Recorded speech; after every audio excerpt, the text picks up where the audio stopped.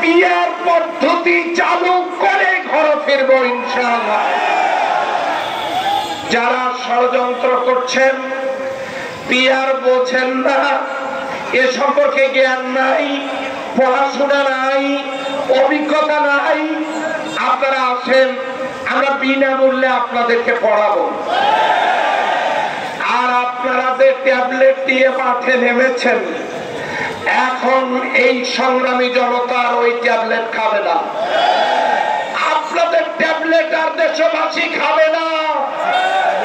আমরা পিয়ার পদ্ধতির মাধ্যমে একটি অবাধ সুষ্ঠু নির্বাচন করে এই দেশটাকে একটি মানবিক কল্যাণ রাষ্ট্র প্রতিষ্ঠিত করতে চাই।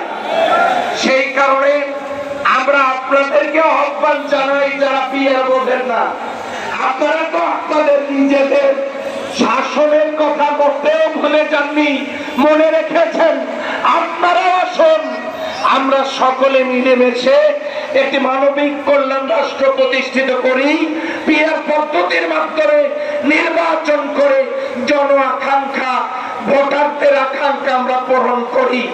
সংগ্রামী জনতাকে রাজপথে সোচ্চার থাকার উদাত্ত আহ্বান জানিয়ে আমাদের কেন্দ্রীয় নেতৃবৃন্দর যে নির্দেশনা আসবে, সেই নির্দেশনার আলোকে রাজপথে সরব থাকার উদাত্ত আহ্বান জানিয়ে আমি কথা শেষ করছি।